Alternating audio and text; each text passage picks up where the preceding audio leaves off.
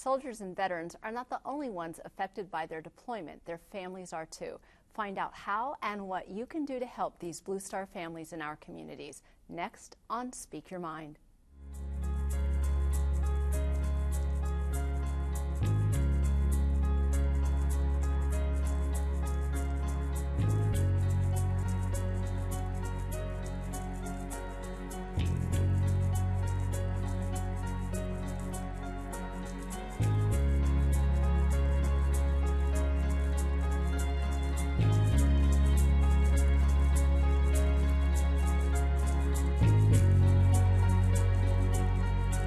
Welcome to Speak Your Mind. I'm Dr. Carolyn Phelps, licensed psychologist with the Human Development Center.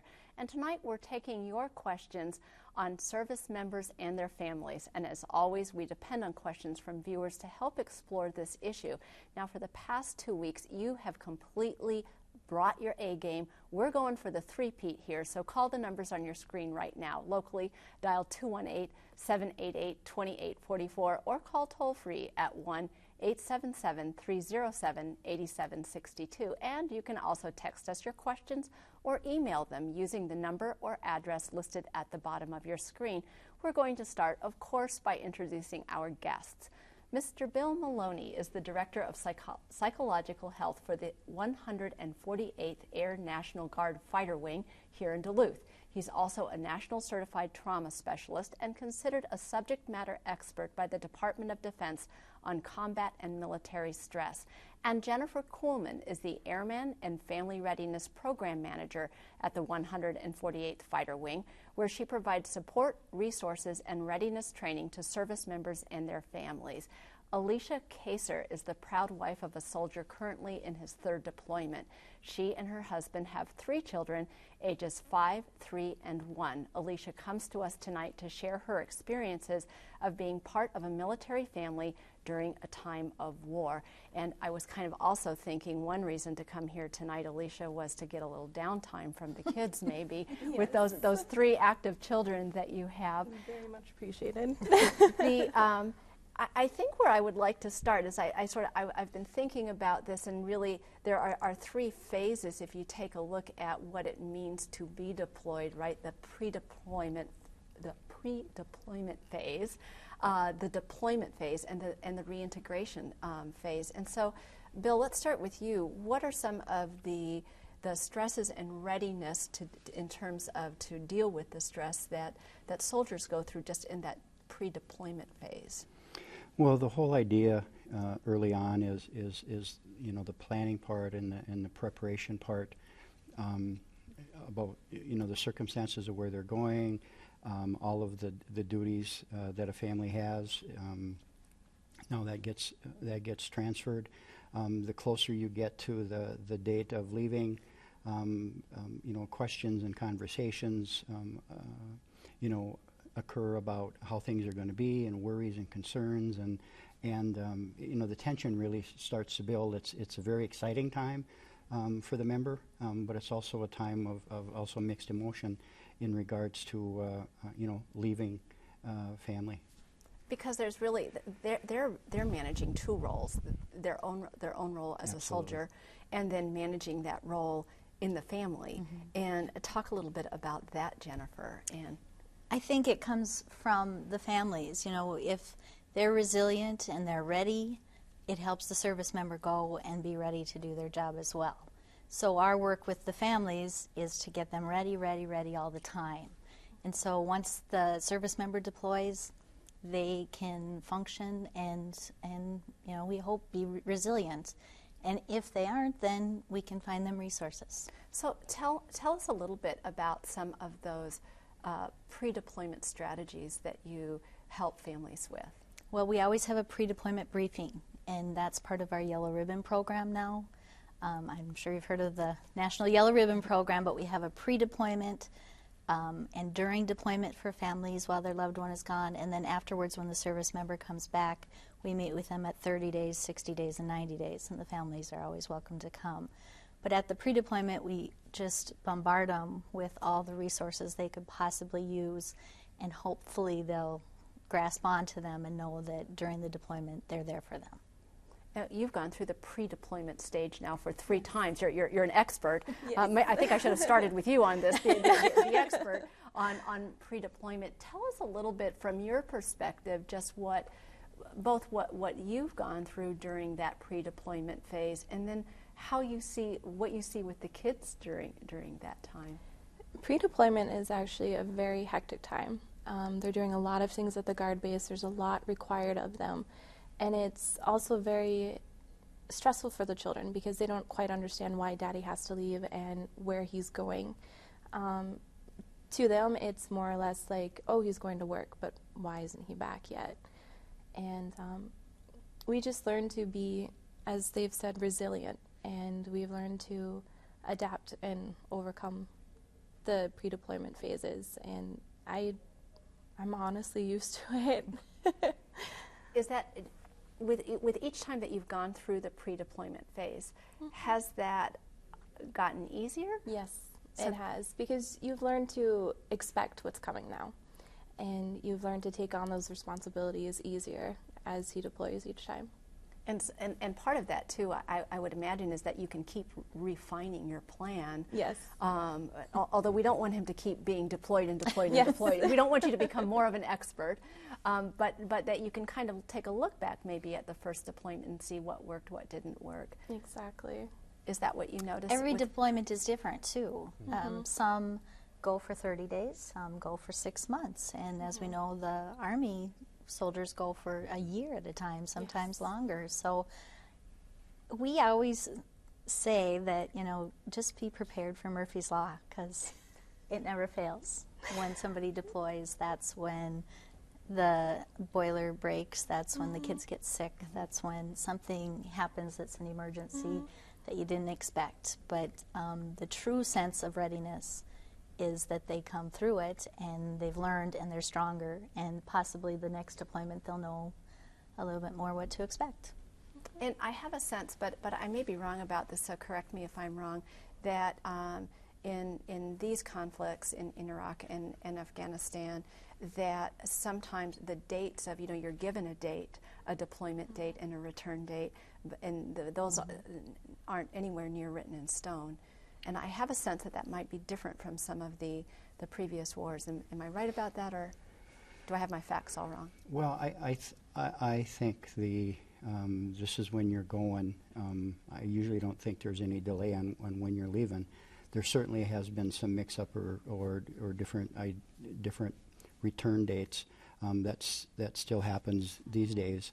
And that really, in conversations, because it's part of our role, to not only have ears and eyes on these members and their families before and during, but also when they return. And when I talk to the members when they return, some of those conversations are based about things didn't go the way that we had planned. I mean, they understand that.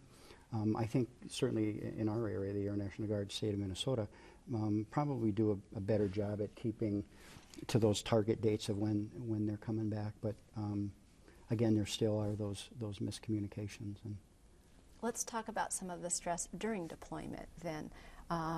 Some of the stress that the soldiers are going through during their deployment phase, and how that interacts with the family. Well, again, there's as Jennifer was saying, there's the dual role.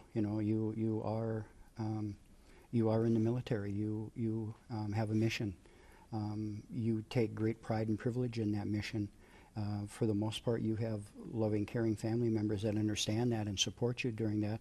And yet, you're a mom and a dad and a brother and a son, and so now with the social media and Facebook and Skype, there's the advantage to, on one hand, really have more contact with your family members. On the other hand, it's kind of like, what, I have a job to do and I have a mission and I have to focus and concentrate on that mission. So, there really is that sort of the dual obligation that in and of itself is stressful. And you've used Skype. Yes, and you all use that as a way of communicating, and the kids are able to use it too. Then, is that correct? It is. It's a phenomenal thing. Without Skype, I believe Dwayne would have missed out on a lot. He left when my youngest daughter was about 9 months old. Without Skype, he would have not have been able to see her walk, see her sit up, or hear her first words. And through Skype, he's actually able to see his kids. And it's different because when they were talking on the phone, they'd be like, Daddy, look at this. And they'd hold up a picture. So Dwayne would have to pretend over the phone, oh, yes, I see your picture. Whereas with Skype, they could be like, Daddy, look at this. And Daddy could be like, yes, I see your picture. And with Skype, it's more connective. It's more fulfilling for my children as well as my husband and for me, because I can look at him and be like, I've had a horrible day, and he could see my face that I'm not kidding that I've had a horrible day. So, and it's also neat because the girls can see where Daddy is at, his home, where he sleeps, where he eats. It's more of a visual contact and maybe with even, the children. Provides a sense of reassurance. Yes, because Daddy can give them hugs and kisses goodnight too. And that helps out a lot with my girls. And I have to believe that it also must be somewhat reassuring for you as well, yes. Alicia, to see that, your own eyes can see that yes. he's safe at that moment that exactly. he's speaking with you. So you see Skype as a good thing and as a positive. Yes, I do. Positive aspect of that.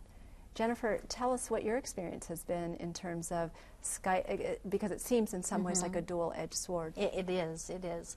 And I've had some spouses say, you know what, I have nothing to say every day. You know, if you call and you Skype me every day, it's the same thing, you know, every day. So let's just reel it back and let's do once a week, or, you know, to make it more meaningful. So I've heard of, you know, the great things. People are excited. They get to talk to them, but you know, every day is kind of Groundhog's Day there. And that's so foreign when we consider, you know, if we go back to the Vietnam War, where you had to wait months to get a letter, and then when you got the letter, whatever news was in it was certainly not news because of the delay time in getting that. And so there was no such thing as, I don't have anything to say every day. I know, right? It's a big difference. We even encourage still writing letters, because we give them writing kits to the family and to the service member when they leave. So there's still nothing like getting that letter in your hand. Yes, or it's going to the more mailbox. personal, because you can't, there is one downside of Skype, is you're not alone. You're always around someone. So that letter that my husband writes me is more personal, because he's able to say that he loves me, whereas when he's around his friends, he's kind of, I love you. So it's more personal to have the letters too. And that's something that you can touch, right, and read over and Yes. over and over again. I think that's what we all still love about the snail mail world, right? We have a question here from Joan in Duluth. What services do military families need that their neighbors can fulfill? So this starts to get at that. I was talking with some people at lunch today, and I said 1% of our population is doing 100% of the service. Those statistics are not, that's not good. But there are things that we can do as civilians. And so, Jennifer, speak to some of that. I just have to say that the Duluth community is amazing anyway.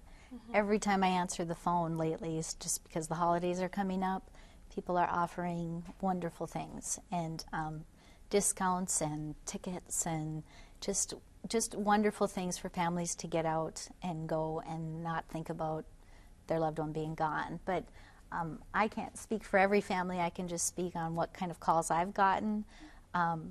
Snow shoveling is coming up. So if you have a neighbor that's in the military and their loved one is gone, just, you know, snow shoveling is huge, or plowing their driveway. A meal every once in a while, I've heard, is so nice. is nice. Yeah. Well, I was thinking of babysitting services. That would be fantastic.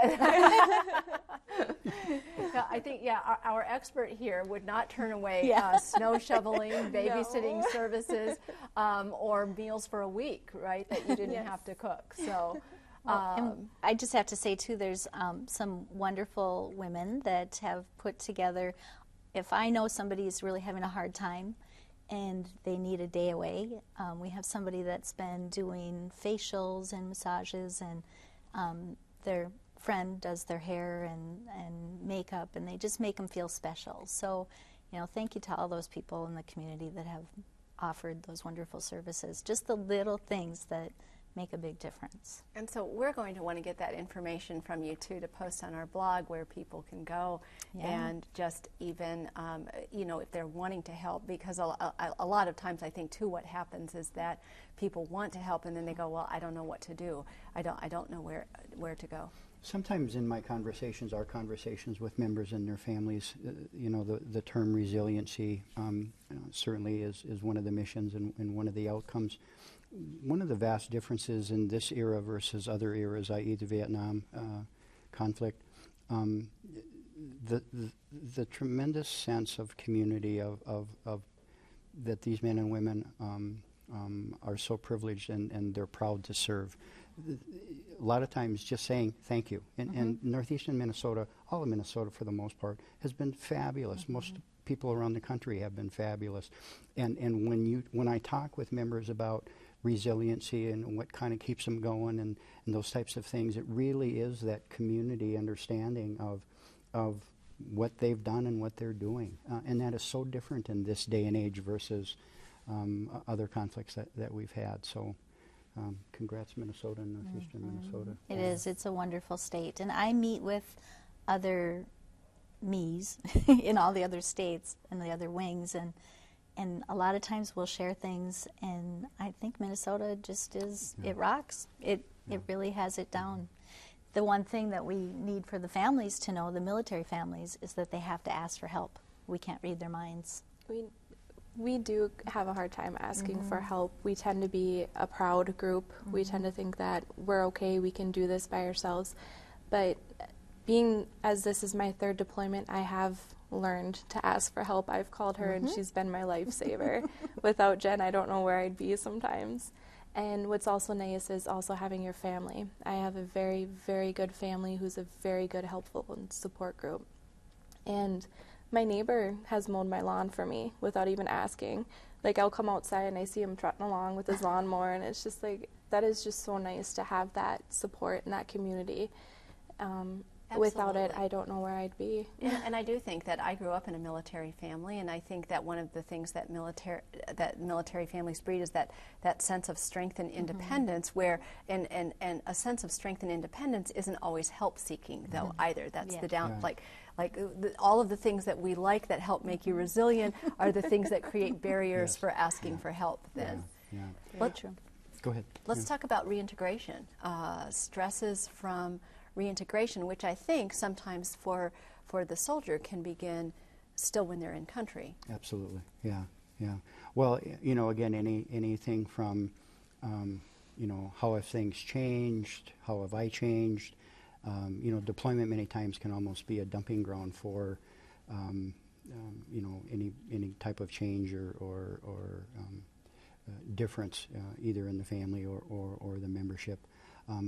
Certainly in my realm, taking a look at what these men and women have been exposed to, and not just the tragedy types of things, but anywhere from relationships in terms of who else they've been deployed with, other bases, the peoples of the countries that they're at, how the women and children have been treated. There are some vast differences that really play on the minds of these men and women in terms of really some of what they've been exposed to. And so we tend to have conversations about that, along with just regular things in terms of adjustment. And I think one of the things, as I was listening to you talk about, the camaraderie that soldiers have when they are deployed, and they're surrounded by a group of people who are going through the same experience and understand what they're going through, and when it comes to reintegration, especially if you're in the reserves or you're not full-time, you're not living on a military installation, you lose that, and you don't have your best buddy, maybe who you've formed very close bonds with. Because they'll come home and literally get off the plane and go home. And now they do come in and check in and go through an in-processing system, so we do see them, but we might not see them again for 30 days when they come to their reintegration program. So that's why, the families have to be trained to kind of be on guard, and people in the community, employers, learn how to look them in the eye and just see if everything's going all right. Mm-hmm. How has that reintegration process been for you? You've only done that part twice so far, so. It's been interesting. It's been fun on some aspects and challenging on other aspects. The one thing that I have learned through reintegration is that communication and listening is the most important part through the integration process. Without those two, you're going to have problems, because when your husband talks to you about what happened or what he went through and stuff, you got to be able to listen and not be judgmental, especially when he does come home, because he's used to being by himself and thinking for himself. So when he comes home to a family area, he's going to have to start thinking for his wife, his children, and his coworkers and other things, and he'll tend to forget. He's forgotten me sometimes, and I just kind of have to take a step back and look at him like, all right, he just came home. This is a lot. It's like a culture shock for them, pretty much. And so you just have to learn to not be judgmental, communicate, and listen. Without those three things, you're not going to have a successful reintegration. You know, my mother tells the story that when my father returned from Vietnam and I was this high instead of as high as I am now. Glad you said it. Yeah. Okay. That one of the things that she had to do was to learn how to step back and learn how to say to me, no, you need to go to your daddy and ask him that, to help the kids reintegrate that way. And not just always go to mommy, which I'm sure your kids are used to doing as well. We have a call here from Mike from Duluth. Many relationships don't last through deployments. What sort of advice for both partners can you give, Jennifer? Well, we have something called Strong Bonds Marriage Enrichment that we encourage deployers to go to before they leave. And then if they didn't get before they leave, we encourage them to go when they get back. But the retreats are to learn to communicate, to do exactly like Alicia said, because communication skills are what really keeps the couples together. No, not every marriage comes back and they're not all strong and it's not all perfect, but I think if they give each other time to reintegrate, people's lives have changed while they're gone, you know. So I think not jumping to making a decision about a relationship right away is probably the most important thing. Because reintegration does not happen within the 2 minutes that your husband gets off the plane. And it's not going to happen within the first 24 hours. Reintegration is as long as the process as it needs to take. So it can take anywhere between a week to 2 months to a year. Because, like I said, your husband is gone for 6 months. With the military, the Army, they're gone for 14 months. That's a year out of a person's life.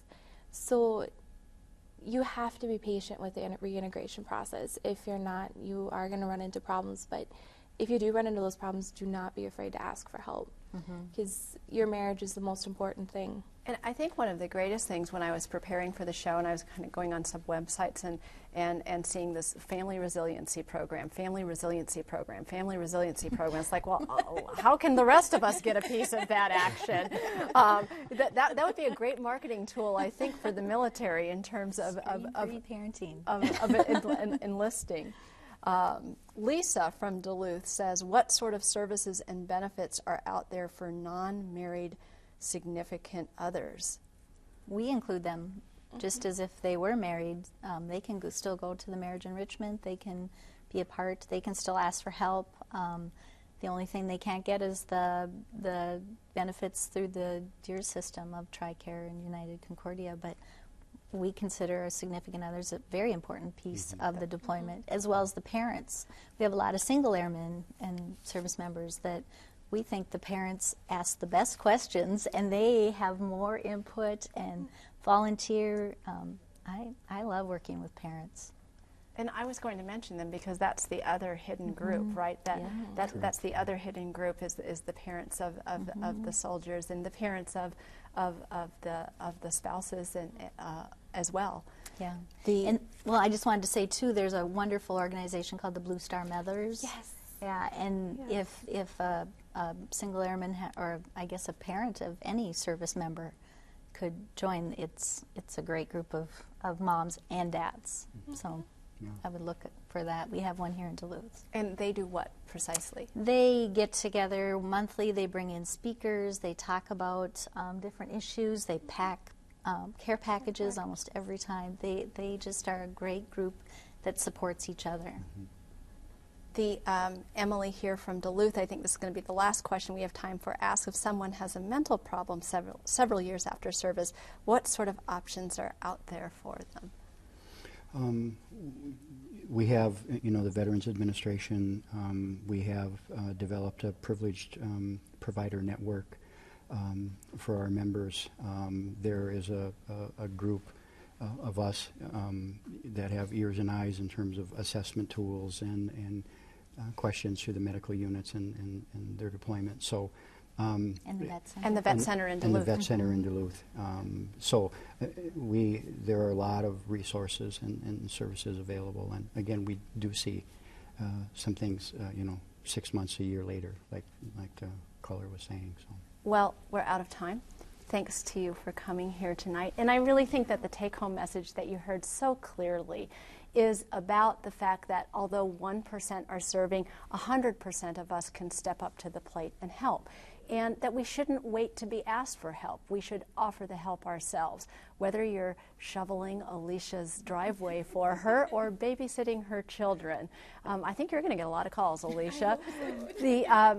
Pitch in. Tomorrow is Veterans Day, and I challenge all of us to think about what it is that we are going to do. Not what we might do, but what we're going to do. Don't forget to visit us on the web at speakyourmindonline.org, where you can find a schedule of our topics and resource links and read my blog, the place where I answer more of your questions. And you can also email us your questions about next week's show regarding aging and mental health. And don't go away, because coming up next on PBS North, there's a special viewing of Point of Views Where Soldiers Come From, a documenting the military journey of childhood friends from Houghton, Michigan. It's kind of like they're right next door. It's a wonderful documentary I've had the privilege of viewing. I'm Dr. Carolyn Phelps. Thanks for watching, and good night.